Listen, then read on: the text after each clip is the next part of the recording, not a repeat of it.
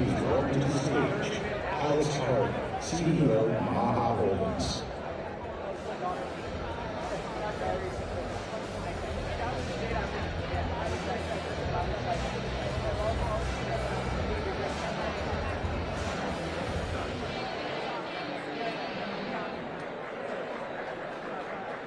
Hello, everyone. Welcome. I am Alex Hardy, the CEO of Maha Holdings, and we are so thrilled to have each of you here at the inaugural Maha Summit. Finn Kennedy and I have been on non-stop calls for the past 2 months, working very hard to make today happen. So thank you so much to Finn and all of our incredible staff who have worked day and night to pull this event off.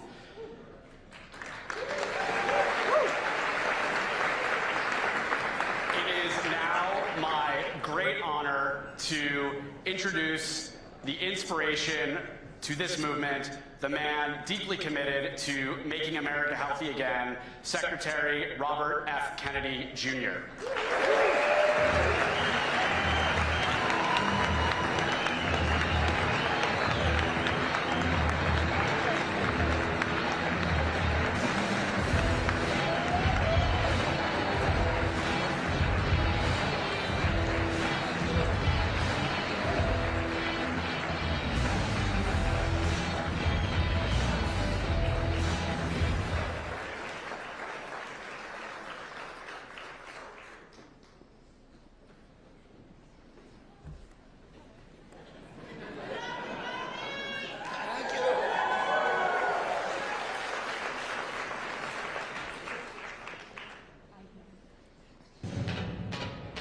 Please welcome the 50th Vice President of the United States, J.D. Vance.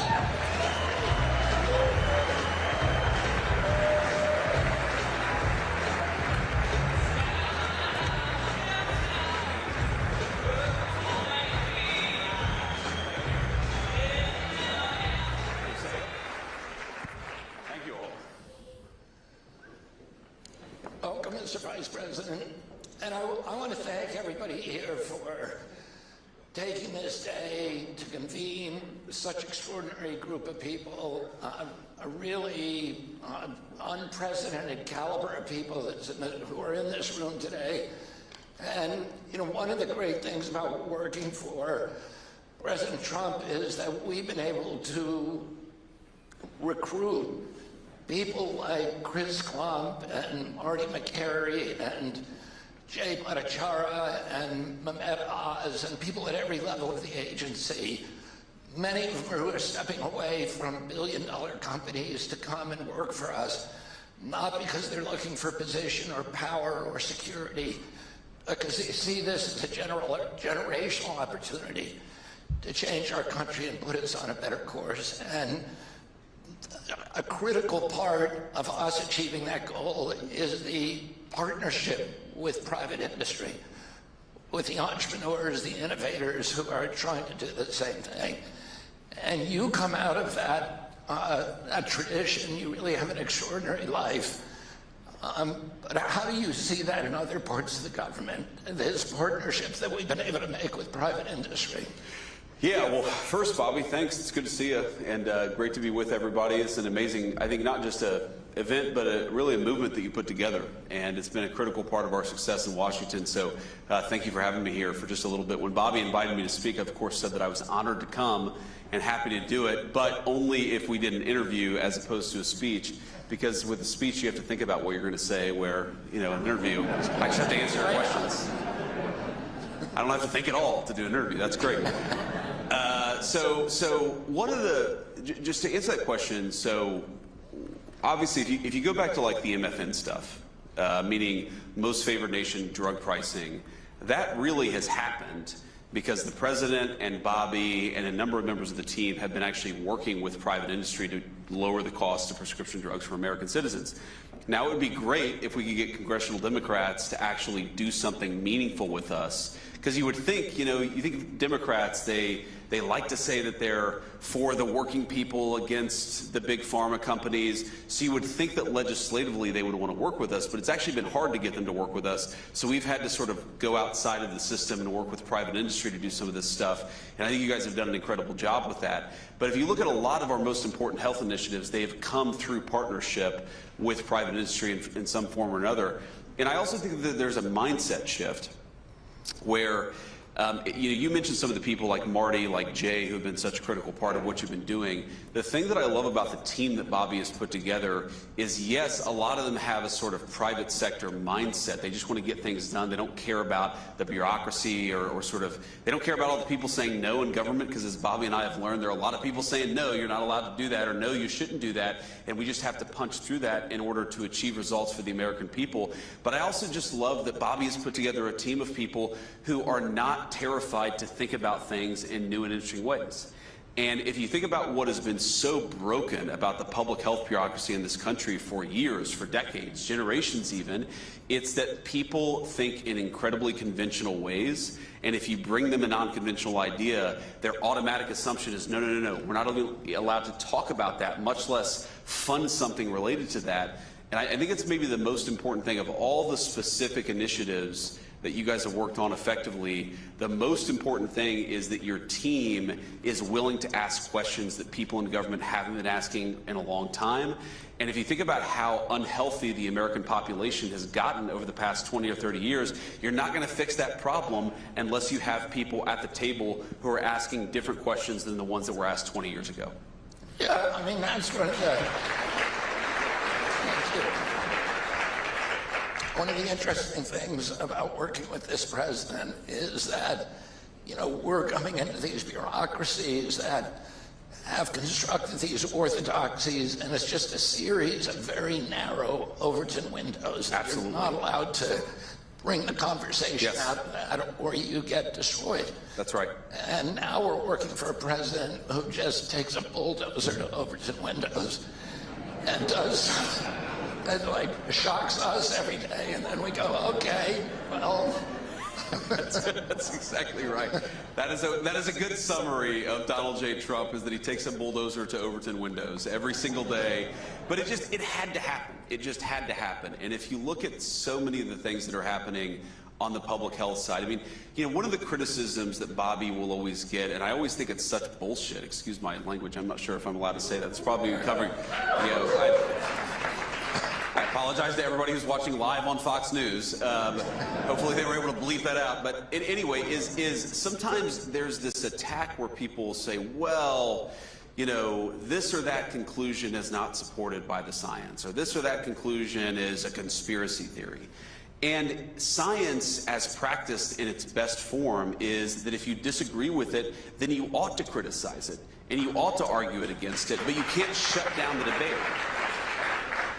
And that really is, if you look at all of the big public health debates that we've had in this country over the last 20 or 30 years, it doesn't bother me that they disagreed with something that I believed, or disagreed with something you believed, or any of you. It's that they tried to silence the people who were saying things that were outside the Overton window. And as we found out the hard way over the last few years, it was very often the people who were outside the Overton window who were actually right, and all the experts were wrong. Yeah.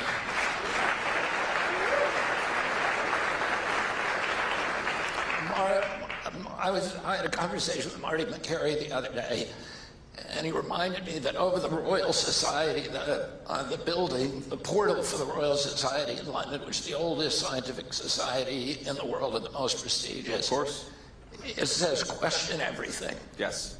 And that is, that's what science is. It's recognizing that convention is often wrong, and that the people who make advances on science almost 100% of the times are people who are willing to challenge orthodoxies and advance heterodoxies and talk about new ways of thinking. And that, these very ossified bureaucracies that now make up the so-called medical establishment are fortified against that kind of change. That's absolutely right. And I mean, to put a slightly different spin on it, a lot of the times the people who are discovering things interesting and new are a little weird, right? I mean, American society for a very long time had a willingness to accept unconventional, slightly odd people inside some of these industries, inside some of these bureaucracies. I mean, I've been reading a lot in the past couple of weeks about von Neumann, the Hungarian scientist who came to the United States and was very important in the Manhattan Project. And what I keep on finding myself thinking, I mean, this is a brilliant guy. This is, you know, one of the, I think it was Edward Teller or Oppenheimer or another, the Manhattan Institute people said about von Neumann that von Neumann was talking to his 3-year-old, and then he realized that he used the same skill von Neumann did when talking to a 3-year-old as he did with everybody else, because he was so far above everybody else in terms of brilliance. But then you read about this guy, and I think to myself, half of the shit that this guy said would have gotten him canceled, or would have gotten his career ruined, or would have had his life ruined. There is no way that this country is going to advance unless we're comfortable with people who are willing to challenge orthodoxy. And that's what I think got so broken, not just about the scientific bureaucracy, but probably it was worse in the scientific area than in most other places, is we've got to be comfortable challenging some of these old orthodoxies. And part of that is welcoming people who are a little unusual, because unless you do that, like, you're not going to solve America's problems with McKinsey consultants who say everything the right way all the time. No offense for the McKinsey consultants, because many of whom are very brilliant people, but like you need the consultant mindset.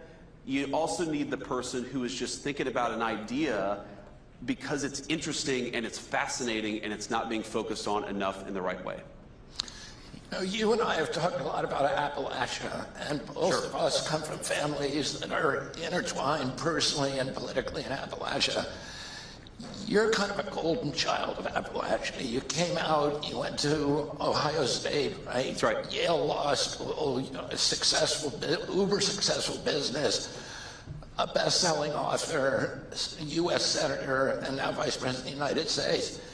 But it's almost a kind of tragic reminder of the lost potential of almost everybody else in Appalachia, not only for poor health. It's got the worst health data of any region in the country, the highest cardiac disease, the highest obesity, the highest diabetes, the highest stroke rates, but also addiction, alcoholism, and suicide. It leads the nation for those things. And so I know it's something that you've spent a lot of time thinking about. How do we, you know, because we can solve problems in Appalachia, we can solve them for the whole country. Yeah, that's exactly right. And the public health stuff in particular is very bad. And if you look at where life expectancy has gotten the worst in the United States, Appalachia is sort of at the top of the list. And the way that I realized this, actually, so my dad died of cancer a few years ago. And it was one of these sort of super aggressive cancers, came on very unexpectedly, and then, you know, all of a sudden he was gone a few months later. But I was talking with my wife, with Usha, about this, and Usha, she was like, have you ever had like a really important male figure in your life survive to the age of 70? Like, so I'm looking at, I'm just like, okay, my grandfather died at 67 from a very preventable illness, but 67 from a very preventable, very treatable illness. I think all of my aunts or all of my uncles, and not a single one of them that I could think of made it to 69. Maybe one of them made it to 70 or 71. And it kind of hit me that if you grow up in Appalachia, you are used to losing the people that you love very, very early on. And you want to talk about like populism, and you want to talk about people being pissed off. Well, yeah, people are pissed off when they don't have good jobs. And people are pissed off when things disappear and move overseas. And people are pissed off when they feel like, you know, other countries are being prioritized over the United States of America. And all of that is part of the populist resentment of the past, you know, 20 or 30 years in American politics. You know what really pisses people off? When they realize that their loved ones are dying much sooner than everybody else. And that is a big part of the story of what's going on in Appalachia, and why I think so many people in Appalachia feel left behind. I mean, my story, obviously, it's been, you know, like you said, I'm like the golden boy. Things have just worked out for me in this really incredible way. I feel so lucky, and so grateful for it. But I also feel a certain sense of guilt because there are a lot of people who grew up in families like mine who haven't had an easy life and who haven't had all this economic opportunity and who haven't had, you know, a person that they've fallen in love with and they've been able to sort of build a stable, nice family like me and Usha have been able to build. And that gives me a sense of purpose because I want those people to have the same opportunities that I've had. But it also gives me a great sense of anger because we never should have gotten to the point that we are today. And the reason that we have is because of failed leadership, and it's failed leadership over generations. And by the way, these are, you talk about Appalachia, you were talking about people who, though they don't have much, would take the shirt off their back and give it to a complete stranger because that's what you do. If you go back to America's biggest wars, World War I, World War II, Vietnam, which are the counties that filled their draft quotas with volunteers instead of with draftees? It's very often the parts in deep Appalachia where you've got grinding poverty, but you've also got this incredible love of country. So if any place in this country deserves not to be left behind, it's Appalachia. But on the public health stuff in particular, the numbers don't look good. And it's one of the reasons why I'm such a big supporter of what you're doing, because these are people who deserve to live better, healthier lives, but they really have been left behind by this country's leadership. Talk a little bit about how MAHA has affected you personally. My grandchildren go to school with your children. And you know, the MAHA, I think, has gotten a lot of people thinking about how they raise their kids, how they feed them, et cetera, how they go shopping. And then maybe to talk a little bit about the political impacts of MAHA. Yeah, so there are so many different ways I could talk about this. I mean, one, I just met, you know, Bobby's family backstage, or at least some of them, and I kept on shaking hands with various people, and I'm like, well, you know, you're an Irish Catholic, so it makes sense that you've got, you know, a dozen or so people backstage. But I love that. I love big families. But you know, so one, you know, my wife, she's probably one of the like original MAHA people, though I don't think that she would have ever used that phrase. Because I remember, like, you know, our oldest son is 8 years old, and when you know, babies typically eat solid food around 6 months of age. And I remember when, you know, he started eating solid foods, and I'm like, awesome, let's give him like some cupcakes and ice cream. And my wife was like, no, let's give him carrots and applesauce here, you know. So she was already thinking about health and nutrition in a way that was frankly kind of foreign to me, and that I think is very common among the MAHA crowd. Like, you guys are asking the right questions. What are we putting into our bodies? Where was it sourced from? Are, you know, if we're eating animal-based protein, is it coming from a place where the animals are treated the right way? If we're putting medications into our body, are we actually confident that they're doing the thing that they're supposed to do, that they're safe and effective? I just think this whole thing is about asking very critical questions about what we're putting into our bodies, into the bodies of our kids. And it's really affected me in a very profound way, and how I think about my own nutrition, about particularly how I think about what my kids are taking. And, you know, I'm like one of these crazy people. The one way in which I'm more instinctively MAHA is that if I have, like, you know, a back sprain, or I slept, you know, weird and I woke up with back pain, I don't want to take ibuprofen. Like, I don't like taking medications. I don't like taking anything unless I absolutely have to.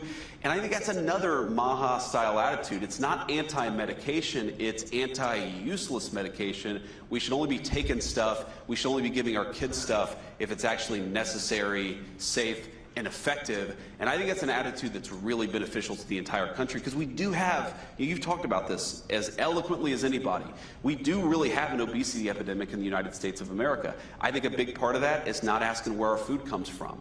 We really do have medications that I don't think, maybe they're not solving the chronic disease epidemic, maybe hell, some of them are even causing the chronic disease epidemic. We've got to be asking more critical questions about what we're putting into the bodies of our kids. And I don't think we were doing that until this movement came along. You know, the job of the vice president has been called the worst job in the country. And I think we're out of time, ladies and gentlemen. I think for some vice presidents that's been true. And I know that President Johnson, during my uncle's tenure, felt that he'd been sidelined, and I think Spiro Agnew and Gerald Ford felt the same way with Nixon. But then you had presidents like, you had Vice President like Dick Cheney, who seemed to be actually running the country, and then you had these, relationships with... Not very well, it turns out. With, we agree on that. But Al Gore and Bill Clinton and Mondale and Carter, who had close personal friendships, you have an amazing job because you have a president who clearly puts tremendous faith in you. He relies on you. He's given you an extraordinary retinue of responsibilities. Talk a little bit about how your relationship with the president has evolved. Yeah, that's a great question. It's clear to all of us in the cabinet how much affection that he has for you and how much he relies on your wisdom. Well, it's interesting. You're exactly right that the job of vice president is incredibly contingent on the president that you're serving under. And you could have a president who effectively just passes off big swaths of responsibility. You could have a president who delegates. You could have a president who has no trust in their vice president, Kamala Harris, and so it doesn't go very well for that particular vice president. But I think there are two ways that I try to think about my job with the President of the United States. Number one, he requires honest counsel. In other words, if I have an opinion on something, whether I agree or disagree with the administration position, it's really, really important that I talk to the president about it. He doesn't want yes men, and I think that's one of the reasons why you guys have a great relationship, is because you're always thinking about how can I actually give the president the best counsel. But then the second thing is, when the president makes a decision, your job is to execute. It's not to run to the papers and say, well, actually, I disagreed with this decision, or run to the Congress and badmouth the administration. It's to execute. And I think the reason why the president has trust in me is because, yes, I absolutely tell the president what I think about a given issue, but I also recognize I'm the vice president, he's the president, and when the president of the United States makes a decision, it's time to go and get it done. And I think in part because I get things done, right? I mean, sometimes Congress doesn't cooperate. Sometimes the private sector doesn't cooperate. Like, I'm not saying any of us have a batting average of 100, but what I think all of us who've earned the president's trust do is that when the administration makes a decision, when he makes a decision, we actually go out and get it done. And that's why this job has been so empowering for me, is because the president trusts me. He knows I'm going to give him honest counsel. He knows that if he asks me to go get something done, I'm going to try my best to actually go and do it. And that's why we have a good partnership. I think that's why the administration has been so effective this time around, is because there are a lot of people with a very wide diversity of opinions, but we get out there and we try to do the best job for the American people and the President of the United States. And because of that, there's a lot of trust and there's a lot of affection in the cabinet. I mean, you've seen this. I've seen this. But when we're sitting in there and the cameras are off, and we're just talking about an issue, there is a deep level of affection and trust between all the senior members of the team. I don't know how it's possible to do this job without it, but I know it's why we've been so successful the past 10 months. Now we've come to the lightning round. Great. Marine Corps workout or Pete and Bobby challenge? That's tough, man. So it's I would say Marine Corps workout, especially for me. The one thing, so I can do like 5 dead hang pull-ups. You know, I have longer arms. I'm a little fatter than I should be, and especially like 10 years or so ago, I got a little out of shape, and so it's actually the Marine Corps like physical fitness test has been an incredible guidepost to me getting back in shape. And it's basically, you run 3 miles, you do 100 crunches, or now instead of crunches they do, it's this weird planking exercise that's a core exercise, and then there's pull-ups. But I felt like that's been a very good focus. The Pete and Bobby challenge is for people who are in as good a shape as Pete and Bobby, which is not yet me, but that's my goal. My goal is to get there. Who's the funniest guy on the cabinet? Well, obviously, the President of the United States. So beside him, I mean, look, we all have different views on this. My personal vote for funniest person outside the president is probably Marco. Yeah, Marco. He has an incredible sense of humor. He's got great comedic timing. Rival. Yeah, that's right. That's right. Well, there are a couple others. Look, very good sense of There's a humor lot of on the funny cabinet. people, but There's a lot of funny people. I think Margot is the funniest outside the He president. said something that makes everybody laugh Correct. at least once during the cabinet meeting. That's right. Well, I mean, I don't know if you saw this video circulating on social media, but you know, the president met the president of Syria, al-Shara, in the Oval Office a couple of days ago, and you know, he asked him, he's like, "Well, how many wives do you have?"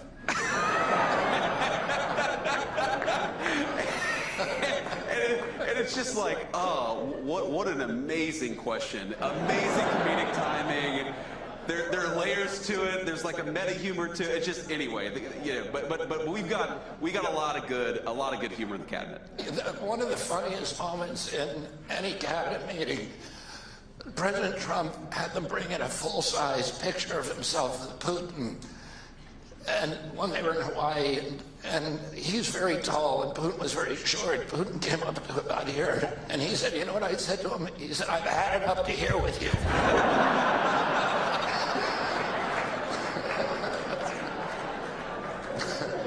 Okay. I remember that. There are 8 presidents from Ohio. How many can you name? Oh. This is unfair. That is a totally unfair question. I regret coming to this event based on that question. Okay. None of them, well, with one exception, none of Okay, so obviously U.S. Grant. Yeah. I have a particular affinity for him. Both of us have beards. Rutherford B. Hayes. Good. Was Cleveland, Ohio, or is it somebody else? I don't think Cleveland was. Okay, the problem is a lot of the Ohio ones are frankly the range of presidents where nobody can name them. Yeah. So it's Except for like Grant. most people can like go up to Jackson, and then they know there's sort of Lincoln and Grant, and then there's like, you know, a black hole of presidents. Those are the Ohio presidents. Please don't judge my home state because it was just it was a different time in the country. So the answer is apparently 2.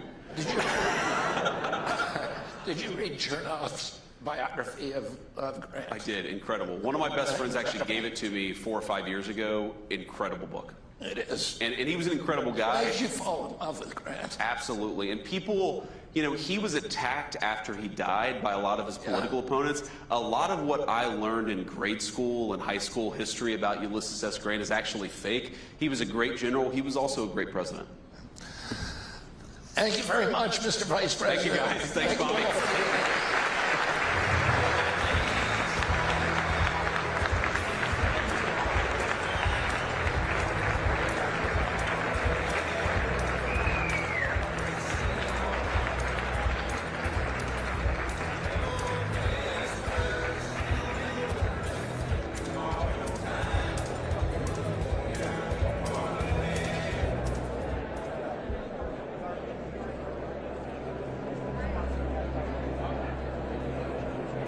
Lunch and light refreshments are now available in the pre-function space.